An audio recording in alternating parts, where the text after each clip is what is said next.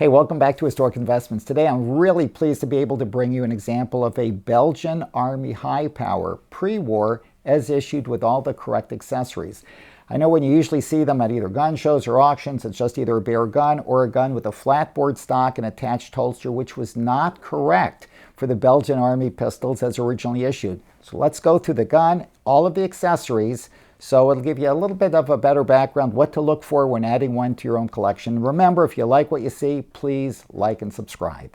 After the troop trials of the Grand Rendement in 1933 and 1934, the Belgian Army adopted the high power in this form in 1935, and production continued between 1935 until the German invasion in 1940, during which time, and this is my estimate, approximately 35,000 of these high powers were delivered to the Belgian Army.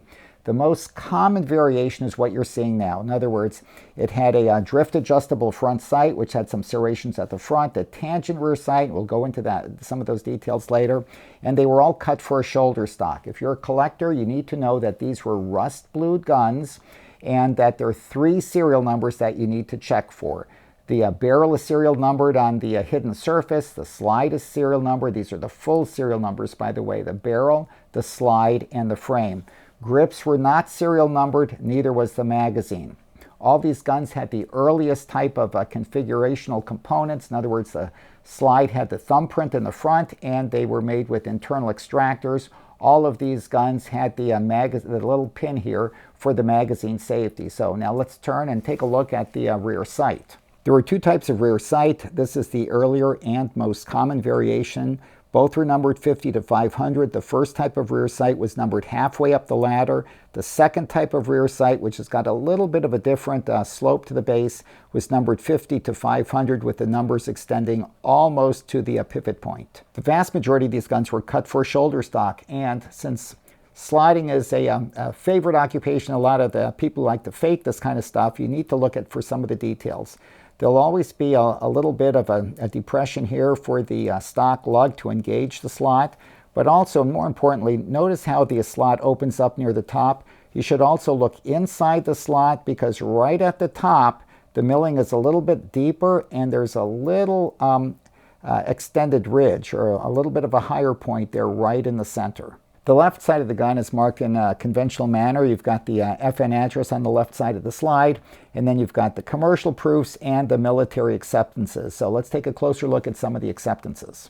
The markings consist of a mixture of commercial proof, military markings, and military acceptances. So what are the military markings which were applied before the gun was final finished and blued? In this case, you see a circle H. You see the circle H on the trigger, the circle H right here on the left side of the slide, the circle, or left side of the frame, the circle H on the left side of the slide, and if we were to move it forward, you'd see the circle H repeated right there on the forward part of the slide.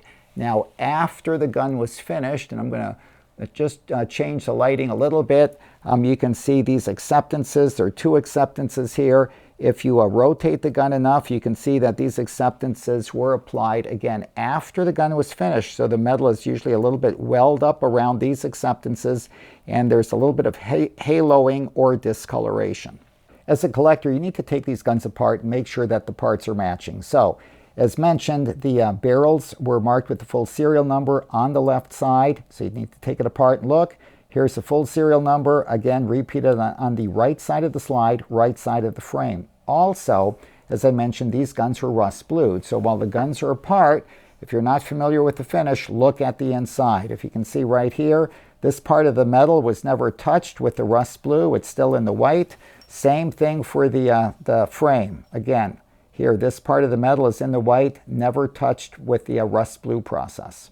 Quick look at the magazine. Most of them will have a phosphated body with some inspector markings. It's usually in capital A within a square. This one does not have it, but it does have the right general configuration.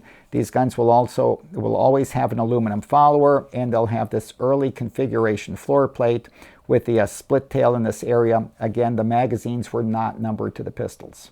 The Belgian Army issued the guns with components just as you see here. There was a very large scabbard that was partitioned for the gun, and a flatboard shoulder stock. Again, these guns were not issued with flatboards having an attached holster. The early guns, in fact, from what Anthony van der Linden mentioned, most of them will have the full serial number on the right side of the stock, and these stocks were all factory drilled. Now, the holes were small. These are small holes. There was no recess for rivets because, again, these stocks were not made for attached holsters. Let's take a look at the scabbard. Here I'm going to take a little bit of a close-up of the scabbard. As you can see right here, the scabbards are marked with an acceptance of AC. This one is AC 39.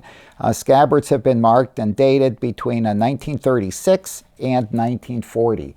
The first couple of years of production, the scabbards were marked with the full serial number of the guns, as were, I'm going to move right here, the accessory magazine pouches. So these were pouches that would hold 2 magazines, and this one has got the matching acceptance to the holster. You can see right here, it is AC 39, just like the scabbard. I don't know if you can focus in right here. Both of these are AC 39. Now let me open up the scabbard and show you the compartments. So here's an image of the partially assembled ensemble. You've got the pistol that's in a separate compartment. You've got the flatboard stock, and if you can see it right there, there's a piece of leather. So the flatboard stock has got a separate compartment from the pistol. Another thing that I'd like to point out, and maybe we can zoom up right here, you can see the military acceptance, and that's present on all of the military stocks that were issued to the Belgian Army. Nothing particularly interesting about the back of the leather. Both the combination scabbard for the pistol and stock have got belt loops and the D-rings in case you want to attach a shoulder strap, and here's just a single loop for the double ammo pouch.